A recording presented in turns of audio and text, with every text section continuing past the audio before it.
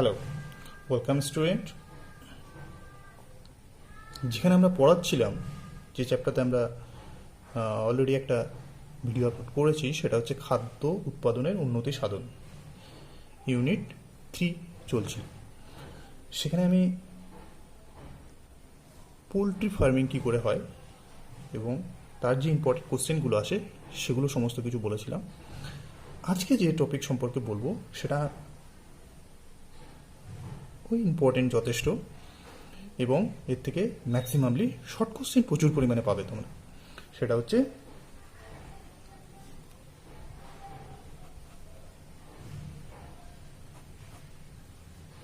Apiculture বা মৌচাষ। Apiculture কাকে বলে? সেটা হচ্ছে যে পদ্ধতিতে, যে বিজ্ঞানসম্মত পদ্ধতিতে কৃত্রিম উপায়ে মৌমাছিকে চাষ করে অর্থনৈতিকভাবে চাষিরা লাভবান হয়, যে পদ্ধতিতে, সেটা হচ্ছে এপিকালচার বা মৌচাষ। কি বললাম?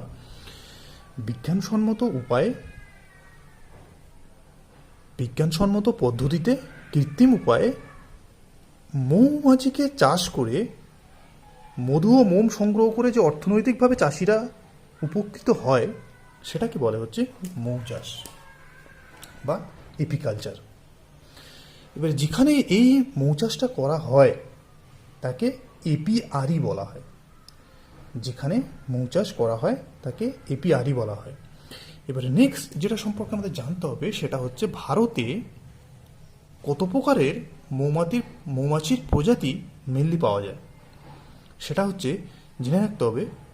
তাহলে কি বললাম? এপিআরি মানে হচ্ছে যেখানে চাষ করা হয়, এপিকালচার মানে হচ্ছে বিজ্ঞানসম্মত উপায়ে কৃত্রিম পদ্ধতিতে মৌমাছি চাষ করাকে বলা হয়। ভারতে 4 প্রকারের ভারতীয় প্রজাতি হয় মৌমাছির, সেইগুলো সম্পর্কে আমাদের একটু জানতে হবে। প্রথম যে প্রজাতি সেটা হচ্ছে বলা হয় এপিস ডরসাটা।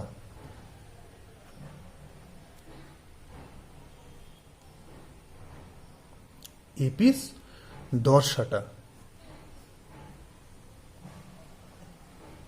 এগুলো সব হচ্ছে কিন্তু বিজ্ঞানসম্মত নাম। তো এপিস ডরসাটা হচ্ছে এগুলো জায়েন্ট বি বলা হয় বা রক বি বলা হয়। কেন বলা হয়?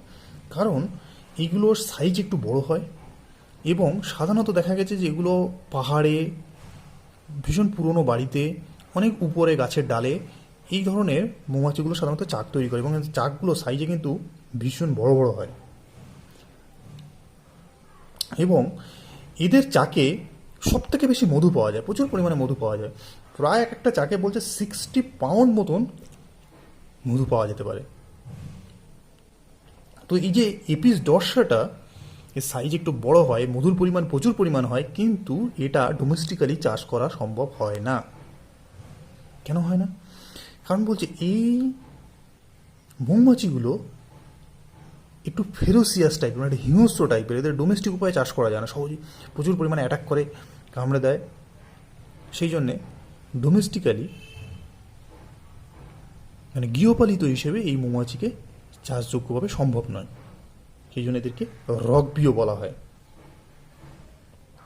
2 নম্বরের যে ভারতীয় প্রজাতি খুবই কমন, সেটা হচ্ছে এপিস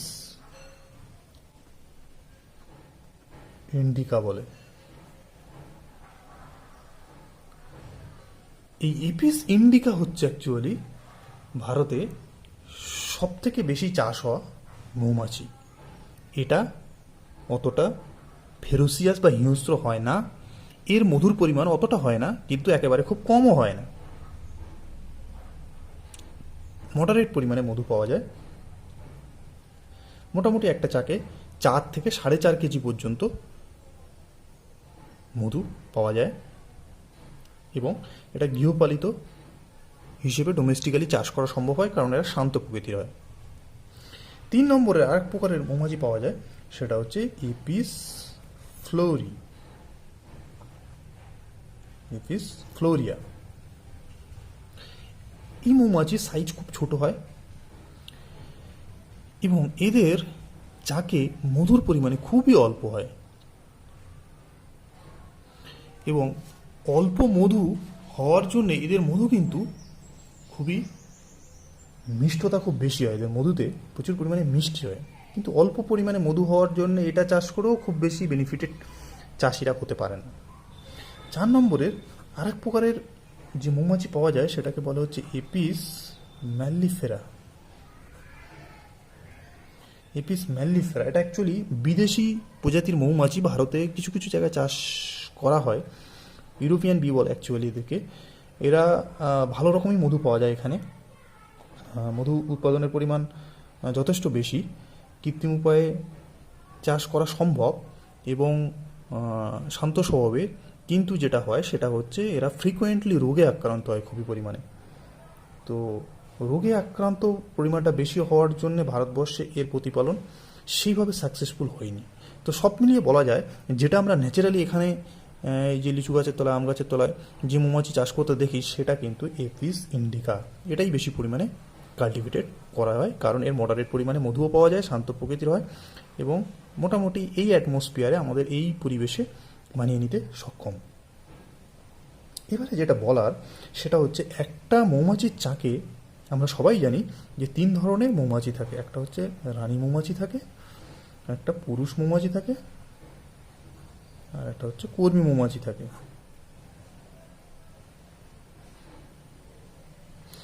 সবথেকে যে বড় সাইজের মৌমাছিটি হয় সেটা হচ্ছে রানী মৌমাছি, যাদের কেবলমাত্র কাজ হচ্ছে ডিম পাড়া। রানী মৌমাছি পুরুষ মৌমাছির সাথে চাক থেকে অনেক উপরে উঠে যায়, গিয়ে নুপসুয়াল ফ্লাইটে পার্টিসিপেট করে, মানে তাকে বৈবাহিক উড্ডয়ন বলে, মানে এদের উপরে উঠে গিয়ে পুরুষ মৌমাছির সাথে জননে লিপ্ত হয়। তারপরে রানী মৌমাছি চাকে ফিরে আসে, এসে ডিম পাড়তে শুরু করে এবং একসঙ্গে প্রচুর ডিম পাড়ে। এরা 2-3 হাজার পরিমাণে ডিম পাড়ে। এছাড়া আর কোনো কাজ নেই রানী মৌমাছির। এরা চাকের ভিতরেই থাকে এবং ঘুরে ঘুরে ডিম পাড়ে।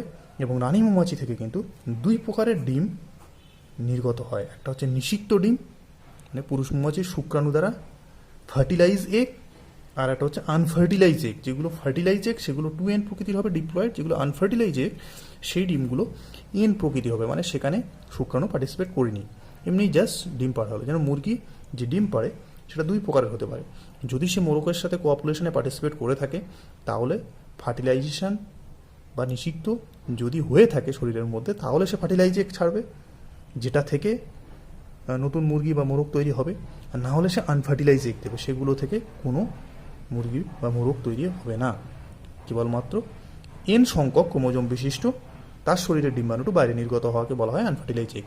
এক্ষেত্রে মৌমাছির ক্ষেত্রে বা বোলতার ক্ষেত্রে একটা স্পেশাল এদের বৈশিষ্ট্য আছে, সেটা হচ্ছে যে যদি ফার্টিলাইজ এগ লে করে, মানে পাড়ে, ফার্টিলাইজ এগ যদি দেহের বাইরে নির্গত হয়, সেখান থেকে যে মৌমাছিগুলো তৈরি হবে, বা যে বোলতার ক্ষেত্রেও সেম ব্যাপার, উইপোকার ক্ষেত্রেও সেম ব্যাপার, টার্মাইটের ক্ষেত্রে, সেখান থেকে যে মৌমাছিগুলো তৈরি হবে সেগুলো কিন্তু সব ফিমেল মৌমাছি হবে। সেগুলো কিন্তু সব ফিমেল মৌমাছি জন্ম নেবে। আর আনফার্টিলাইজ এগ থেকে মেল বা পুরুষ মৌমাছির জন্ম নেয়, এটা কিন্তু একদম ফিক্সড। আনফার্টিলাইজ এগ হলে সেখান থেকে যে মৌমাছি তৈরি হবে সেটা হচ্ছে পুরুষ মৌমাছি। ফার্টিলাইজ এগ থেকে যে মৌমাছির উৎপত্তি ঘটবে সেটা হচ্ছে সব সময়ের জন্য স্ত্রী মৌমাছি। এবারে আমি বললাম কি একটা চাকের ক্ষেত্রে 3 প্রকারের মৌমাছি হয়। একটা রানী মৌমাছি, সেটা তো স্ত্রী, তার মানে সেটা ফার্টিলাইজ এগ থেকেই জন্ম নেয়।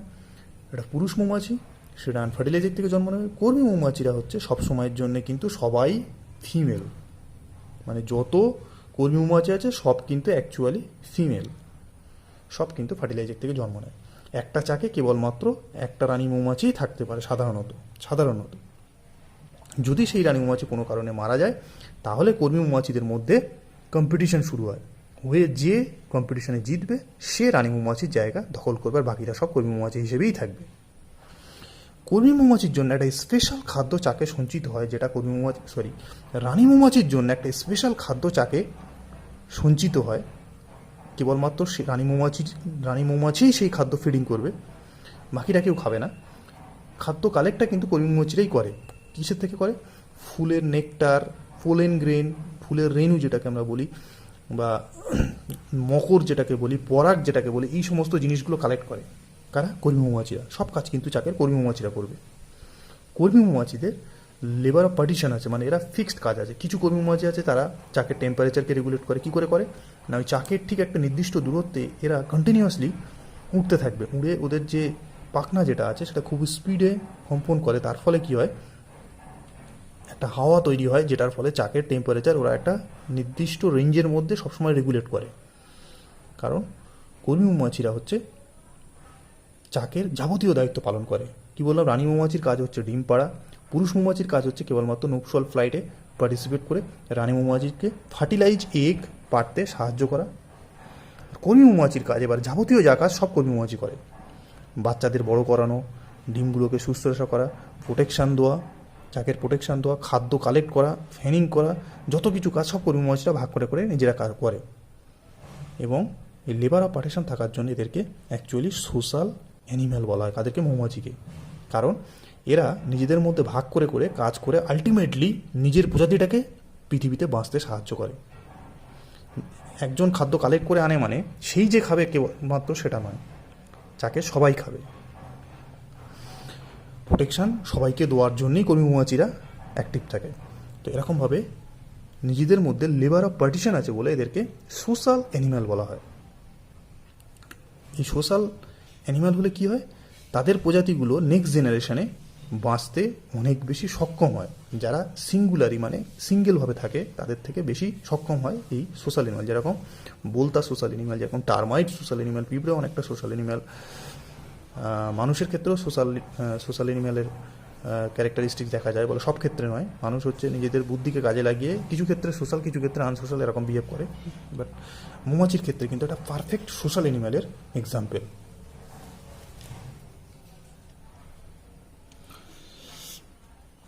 তো যেটা বলছিলাম সেটা হচ্ছে কর্মী মৌমাছিরা যখন খাদ্য কালেক্ট করে আনে তাদের গলার ভিতরে সঞ্চিত রেখে সেইটাকে যখন চাকে এসে তারা জমা করে, সেখান থেকে এই রয়্যাল জেলি তৈরি হয়। সেই রয়্যাল জেলি কিন্তু কেবলমাত্র মানে সেটা হচ্ছে অ্যাকচুয়ালি একটু বেশি নাইট্রোজেন সমৃদ্ধ, হাইলি প্রোটিনিউয়াস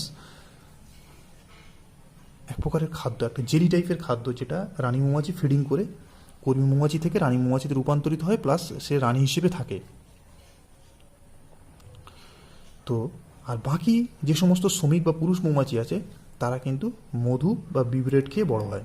রয়্যাল জেলি কেবলমাত্র রানী মৌমাছি খাবে, সেটা বেশি পরিমাণে নাইট্রোজেনাস সমৃদ্ধ মধু এক প্রকারের। তো যতক্ষণ এই রানী মৌমাছি চাকে অ্যাক্টিভ থাকবে ততক্ষণ কিন্তু কেউ রানী মৌমাছি হতে পারবে না, কোনো কর্মী মৌমাছি। যখনই মারা যাবে তখনই কর্মী মৌমাছি থেকে কেউ রানী মৌমাছি হওয়ার কম্পিটিশন শুরু করবে। তাহলে এইভাবে চাকে 3 প্রকারের মৌমাছি দেখা যায়। আরও কি বললাম একটা ইম্পর্টেন্ট জিনিস, সেটা হচ্ছে সমস্ত অনিষিক্ত ডিম্বাণু থেকে পুরুষ মৌমাছি তৈরি হবে, সমস্ত নিষিক্ত ডিম্বাণু থেকে রানী মৌমাছি তৈরি হবে বা কর্মী মৌমাছিও তৈরি হবে। এরা কিন্তু সবাই স্ত্রী। কর্মী মৌমাছিরা হচ্ছে বন্ধা স্ত্রী, কারণ এরা ডিম পাড়তে পারে না। বন্ধা মানে হচ্ছে যার ফার্টিলাইজ করার ক্ষমতা নেই। আর রানী মৌমাছি হচ্ছে ফার্টিলাইজ করতে পারে, মানে এরা নিষিক্ত ডিম্বাণু ত্যাগ করতে পারে।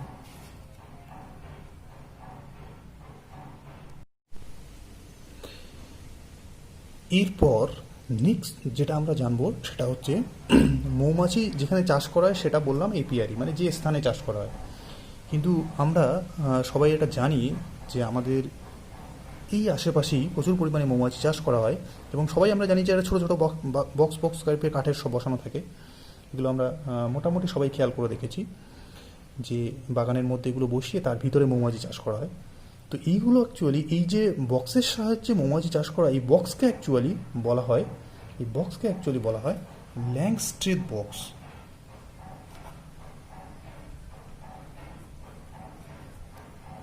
ল্যাংস্ট্রোথ বক্স, বৈজ্ঞানিক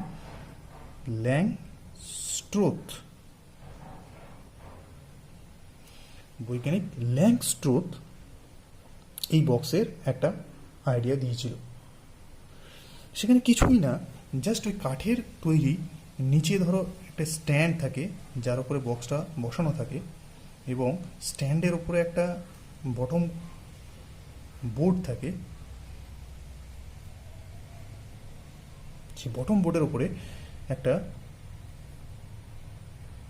স্ট্যান্ড, তারপরে বটম বোর্ড, তারপরে এই বক্সগুলো থাকে দাঁড় করানো।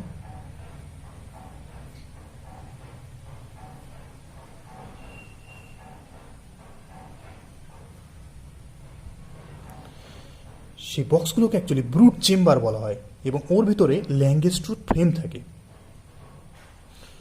কি বললাম তাহলে? একটা স্ট্যান্ডের উপরে বটম বোর্ড, তার উপরে ব্রুড চেম্বারগুলো কিছুই না, চারকোনা কাঠের বক্স, তার ভিতরে ল্যাঙ্গেস্ট্রুথ ফ্রেম থাকে। এবং ল্যাঙ্গেস্ট্রুথ ফ্রেম মানে হচ্ছে যার ভিতরে খাঁচকাটা গ্রুপ থাকে, যেগুলো অলমোস্ট চাকে যেভাবে গ্রুপ তৈরি হয় সেভাবে তৈরি থাকে। এবং সেখানে কিন্তু ওয়াক্সের লেয়ার দেওয়া হয়, মানে মোমের লেয়ার দেওয়া হয় এই ল্যাঙ্গেস্ট্রুথ ফ্রেমের উপরে। এবং এই ব্রুড চেম্বার বা ল্যাঙ্গেস্ট্রুথ ফ্রেমটা পুরোটাই কভার থাকে, এর একদিকে তারের জাল দেওয়া থাকে এবং সেই তারের জালের ভিতরে এমনভাবে জালটা তৈরি করা হয় যেখান থেকে কর্মী মৌমাছিগুলো সহজেই বাইরে থেকে ভিতর থেকে বাইরে যাওয়া আসা করতে পারে, যাতে তারা বাইরে থেকে মধু কালেক্ট করে আনতে পারে ফুলের। কিন্তু রানী মৌমাছির সাইজ বড় হওয়ার জন্য তারা বেরোতে পারে না, ওর ভিতরে থাকে। তো এই রানী মৌমাছিগুলোকেই অ্যাকচুয়ালি পয়েন্ট অফ অ্যাট্রাকশন হয়। চাষিরা এই রানী মৌমাছিগুলোকে কালেক্ট করে ওর ভিতরে দিয়ে দিলে অটোমেটিক্যালি কর্মী মৌমাছিরা তার ভিতরে চাক তৈরি করতে শুরু করবে এবং মধু কালেক্ট করতে শুরু করবে। তো ব্রুড চেম্বার, ল্যাঙ্গেস্ট্রুথ ফ্রেম, তার উপরে কভার থাকে, একটা ইনার কভার থাকে, তারপরে সুপার কভার থাকে, এরকম করে ল্যাঙ্গেস্ট্রুথ বক্সের ভিতরে মৌমাছি চাষ করা হয়। কি বললাম? নিচে স্ট্যান্ড, তারপরে bottom board, brood chamber, Langstroth frame, এটাই হচ্ছে মেন জিনিস। তার উপরে ওপরে কভার দেওয়া হয়, একটা ইনার কভার থাকবে, একটা সুপার কভার থাকবে, তার উপরে একটা টপ কভার থাকে একটা উপরে, যাতে জলগুলোর ভিতরে না প্রবেশ করতে পারে, তার জন্য একটা টপ কভার দিয়ে দেওয়া হয়। এবারে এর উপরে যখন মৌমাছি চাক বেঁধে মধু সঞ্চয় করবে, তখন মধু নিষ্কাশন যন্ত্রের সাহায্যে মধুকে কালেক্ট করা হয়, করে রানী মৌমাছিকে দিয়ে আবার ফির সেট আপ করে দেওয়া হয়। এরকম করে চাষিরা অ্যাকচুয়ালি মৌমাছি চাষ করা হয়। তো এখান থেকে মৌমাছি চাষ থেকে যেটা পড়তে হবে সেটা হচ্ছে 4 প্রকারের ভারতীয় মৌমাছি, এপিয়ারি কাকে বলে, আর কেন মৌমাছিকে সোশ্যাল এনিম্যাল বলা হয়, ল্যাঙ্গেস্ট্রুথ বক্সের গঠন এবং কিভাবে তার সাহায্যে মৌমাছি চাষ করা হয়, এটা সম্পর্কে একটু জেনে রাখতে হবে। আর কয়েকটা ছোট্ট টপিক শর্ট কোশ্চেন হিসেবে আসে, সেগুলো আমি বলে দিচ্ছি, জাস্ট মনে রাখবে। অলরেডি একটা বলে দিচ্ছি যে রয়্যাল জেলি কি। বললাম যে শ্রমিক মৌমাছি গলবিল নিঃসৃত যে পরাগ বা পাচিত মধু, যেটা খেয়ে রানী মৌমাছি তার জীবন ধারণ করে, সেটাকে বলা হয় রয়্যাল জেলি। নুপসুয়াল ফ্লাইটের কথা আমি বলেছি, বৈবাহিক উড্ডয়ন, যেখানে পুরুষ মৌমাছির সাথে রানী মৌমাছির সাথে কয়েকটা পুরুষ মৌমাছি উপরে উঠে গিয়ে কপুলেশনে পার্টিসিপেট করে রানী মৌমাছি ফিরে আসে, যার ফলে নিষিক্ত ডিম সে পারতে পারে, সেটাকে বলা হয় নুপসুয়াল ফ্লাইট। মৌরুটি বা বিব্রেড হচ্ছে যেটা অ্যাকচুয়ালি ফুল থেকে কালেক্ট করে কর্মী মৌমাছিরা বা পুরুষ মৌমাছিরা খায়, সেটাকে বলা হচ্ছে বিব্রেড বা মৌরুটি বলা হয় একে। আরেকটা হচ্ছে মৌমাছির ড্যান্স দেখা যায়। কিরম ধরনের না, কর্মী মৌমাছিরা দেখা গেছে, যেটা হচ্ছে বৈজ্ঞানিক কার্ল ভর্ন বলে একজন বিজ্ঞানী আছে, তিনি অলমোস্ট 4 বছর ধরে মৌমাছি চাকের দিকে প্রতিদিন নিয়ম করে বসে এটা আবিষ্কার করে কিন্তু নোবেল পুরস্কার পেয়েছে। কি বলছে সেখানে? বলছে যে কর্মী মৌমাছিরা ফুলের মধু কালেক্ট করে নিয়ে এসে চাকে সরাসরি এসে প্রবেশ করে না, তারা একটা ড্যান্স পারফর্ম করে তারপরে গিয়ে স্টপ হয়। এবং ড্যান্সটা কেন পারফর্ম করে? বাকি যে কর্মী মৌমাছিরা আছে, দেখা যাচ্ছে যে কর্মী মৌমাছিটা ফুলের মধু নিয়ে এলো যেখান থেকে, সে আর যাচ্ছে না, কিন্তু বাকি কর্মী মৌমাছিরা একদম এক্স্যাক্ট সেই লোকেশনে চলে যাচ্ছে যেখান থেকে ফুলের মধুটা ও কালেক্ট করে এনেছে। তো এই নিজেদের মধ্যে কমিউনিকেশনটা কি করে করলো, যে ও যাচ্ছে না, পথ দেখিয়ে দিল না, অথচ বাকি কর্মী মৌমাছিরা সব চাক থেকে সেখানে চলে গেল। সেক্ষেত্রে বলছে মৌমাছিরা যখন চাকে ফিরছে, কোনো একটা স্থান থেকে মধু কালেক্ট করে এনে চাকে ফিরছে, সেই কর্মী মৌমাছিরা একটা ড্যান্স পারফর্ম করে। কিরকম ড্যান্স? একবার সে এরকমভাবে করে, আবার সে এরকমভাবে করবে, আবার এদিক থেকে এসে একবার ডান দিকে, একবার বাঁ দিকে, একবার ডান দিকে, একবার বাঁ দিকে, এরকম করে ইংরাজি 8 অক্ষরের মতন, বাংলায় 4 অক্ষরের মতন একটা ড্যান্স পারফর্ম করে, তাকে বলা হচ্ছে ওয়াগেল ড্যান্স। ওয়াগেল ড্যান্স কি বললাম?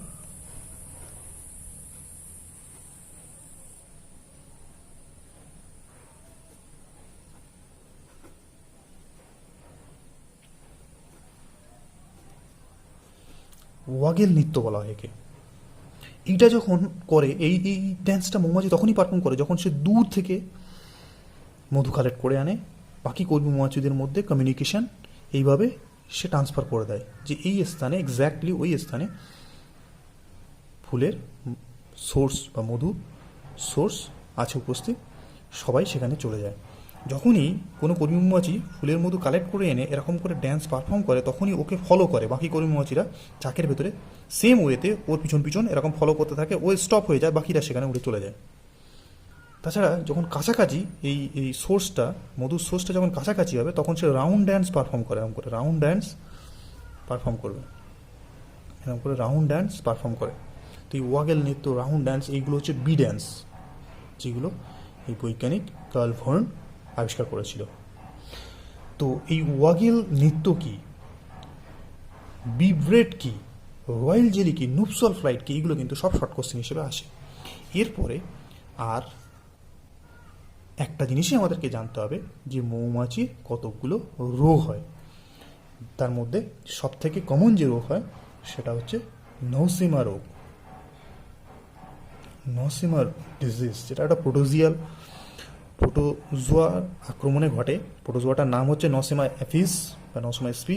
নসিমা এফিস, এফিস কথাটা এসেছে মৌমাছি থেকে, যেটা সাধারণত শীতকালের দিকে হয়। এই রোগে মৌমাছিরা ফ্রিকোয়েন্টলি আক্রান্ত হয়ে বাচ্চা মৌমাছিগুলো বেশিরভাগ ক্ষেত্রে মারা যায়। আর দুটো রোগ আমাদেরকে মুখস্থ করতে হবে, সেটা হচ্ছে চক ব্রুট আর স্টোন ব্রুট। চক ব্রুট আর স্টোন ব্রুট। চক ব্রুট হচ্ছে ছত্রাক ঘটিত রোগ, স্টোন ব্রুটও হচ্ছে ছত্রাক ঘটিত রোগ।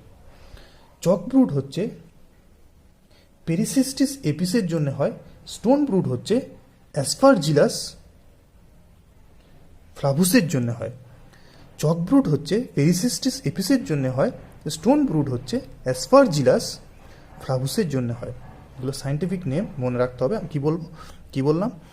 রোগের নাম নোসেমা রোগ, চক ব্রুট, স্টোন ব্রুট, তাছাড়া কেউ আমেরিকান ফাউল ব্রুট করতে পারো। তো মেনলি হচ্ছে এই তিনটে রোগ, চক ব্রুট, স্টোন ব্রুট, নোসেমা রোগ। কী কারণে হয়, ছত্রাক ঘটিত কোন ছত্রাক, ওটা প্রোটোজোয়া ঘটিত কোন প্রোটোজোয়া, এবং রোগের লক্ষণ আর কী করে প্রতিকার করব।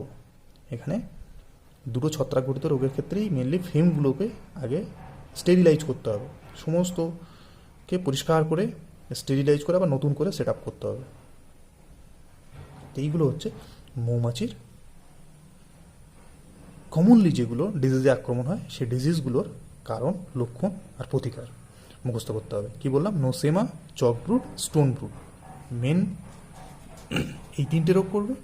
তাছাড়া মৌমাছির বাচ্চাদের মানে লার্ভার ক্ষেত্রে সংক্রমণ দেখা যায় আমেরিকান ফাউল ব্রুটের একটা ব্যাকটেরিয়াল ইনফেকশন, সেটাও করে রাখবে।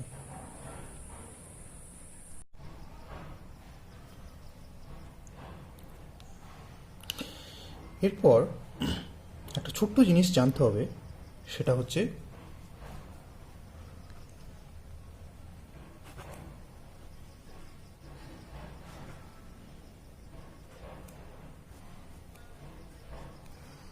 Dairy management. তো ভারতবর্ষে ডিয়ারি ম্যানেজমেন্ট মানে হচ্ছে ক্যাটেল ব্রিড, গরুর যে ব্রিডগুলো ভারতবর্ষে মেনলি পাওয়া যায় সেইটা সম্পর্কে জানতে হবে। তো এটা তোমাদের এই চ্যাপ্টার একটা ছক আকারে দেওয়া আছে পরিষ্কারভাবে, সেখানে 3 প্রকারের ভারতীয় ব্রিড, তার এক্সাম্পল এবং যেখানে পাওয়া যায় পরিষ্কার করে 3টে লাইনে ছকের সাহায্যে লেখা আছে। কী কী ব্রিড? একটা হচ্ছে, ফার্স্টলি হচ্ছে মিল্ক ব্রিড, একটা হচ্ছে মিল্ক ব্রিড, 2 নম্বর হচ্ছে ড্রাউট ব্রিড,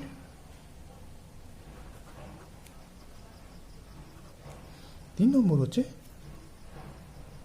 কমন ব্রিড বা জেনারেল ইউটিলিটি ব্রিড বলা হয় বা ডুয়েল পারপোজ ব্রিড বলা হয়।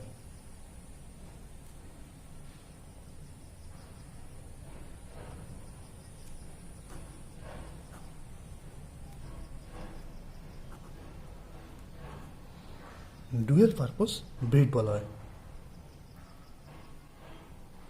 কি বললাম তাহলে? মিল্ক ব্রিড মানে যে গরুগুলো মেনলি দুধের জন্য চাষ করা হয়। একটা ডাউট ব্রিড মানে হচ্ছে খরা ব্রিড, যেগুলো জমিতে চাষ করার জন্যে বা মাল বহন করার জন্য ভারবাহী গরু, যেগুলো যেগুলো জমিতে চাষের জন্যে বা কোনো মালপত্রকে এক স্থান থেকে অন্য স্থানে নিয়ে যাওয়ার জন্য চাষ করা হয়, সেগুলোকে বলা হয় ডাউট ব্রিড। আর একটা হচ্ছে জেনারেল ইউটিলিটি ব্রিড বলা হয় বা ডুয়েল পারপোজ ব্রিড বলা হয়, সেগুলো হচ্ছে সাধারণ ব্রিড বা কমন ব্রিড। এগুলো দুটো ক্ষেত্রেই ব্যবহার করা হয়, দুধও দেয়, মালও বহন করা হয়। মিল্ক ব্রিডের মধ্যে আসবে হচ্ছে গির, সাইহল, লাল সিন্ধি, দেওয়ানি। গির, সাইহল, লাল সিন্ধি, দিওয়ানি। এর মধ্যে গির হচ্ছে রাজস্থান গুজরাটের দিকে পাওয়া যায়, সাইহল হচ্ছে পাঞ্জাব হরিয়ানা, লাল সিন্ধি হচ্ছে অন্ধ্রপ্রদেশ, দেওয়ানিটাও অন্ধ্রপ্রদেশ। তো চারটে এক্সাম্পল মিল্ক ব্রিডের মধ্যে আসে, খুব পরিষ্কার করে ক্লিয়ারলি মেমোরাইজ করে রাখতে হবে। গির, সাইহল, লাল সিন্ধি, দেওয়ানি। খরা ব্রিড যারা ভারবাহী গরু, যেগুলো মাল বহন করে, যেগুলো তার মধ্যে আসবে হচ্ছে মালেভি, হাল্লিকর, নাগেরি, কায়েনগাম। মালেভি, হাল্লিকর, নাগেরি, কায়েনগাম। এর মধ্যে মালেভি হচ্ছে রাজস্থান মধ্যপ্রদেশে, হাল্লিকর হচ্ছে কর্ণাটক, নাগেরি হচ্ছে হরিয়ানা, দিল্লি, উত্তরপ্রদেশে মানে নর্থ ইন্ডিয়ায়, কায়েনগাম হচ্ছে সাউথ ইন্ডিয়া মানে তামিলনাড়ুতে। কমন ব্রিড যেগুলো আছে সেগুলোর মধ্যে আসবে হচ্ছে হরিয়ানা, ওগল, ফানক্রেজ, থারপাকার। থারপাকার হচ্ছে অন্ধ্রপ্রদেশের, গুজরাটের। ফানক্রেজ হচ্ছে গুজরাটের। অঙ্গল হচ্ছে অন্ধ্রপ্রদেশ। হরিয়ানা হচ্ছে হরিয়ানার। তাহলে কী বললাম? 3 প্রকারের ভারতীয় ব্রিড হয়, তার মধ্যে ডুয়েল পারপোজ মানে উভয় প্রকারেরই ব্যবহৃত হয়। ভারবাহী এবং দুধের জন্য হচ্ছে হরিয়ানা, অগল, ফানাক্রেজ, থারপাকার। আর কায়েনগাম, নাগেরি, হাল্লিকর, মালেভি হচ্ছে ডাউট ব্রিড, ভারবাহী গরু। আর গির, সাইওয়াল, লাল সিন্ধি, দেওয়ানি হচ্ছে মিল্ক ব্রিড। গরুর রোগ বলতে 3টে রোগই আমাদের এখানে করে রাখতে হবে। একটা হচ্ছে টিউবারকিউলোসিস, যেটা ব্যাকটেরিয়া ঘটিত রোগ। ম্যাস্টাইটিস, যেগুলো গরুর বাঁট যেটা আছে, যেখান থেকে গরু দুধ দেয়, সেইগুলো আক্রান্ত হয়। ম্যাস্টাইটিস সেটাও হচ্ছে ব্যাকটেরিয়া ঘটিত রোগ। আর এটা হচ্ছে অ্যানথ্রাক্স, এটাও ব্যাকটেরিয়া ঘটিত রোগ, দুধের পরিমাণ কমে যায় এবং গরুর শ্বাস প্রশ্বাসের প্রবলেম চলে আসে। তাহলে কী বললাম? টিউবারকিউলোসিস, ম্যাস্টাইটিস, অ্যানথ্রাক্স রোগগুলো সবই হচ্ছে ব্যাকটেরিয়া ঘটিত রোগ এবং এগুলো ক্যাটেল ব্রিডের হয়, গরুর দেখা যায়। এই 3 প্রকারের রোগ।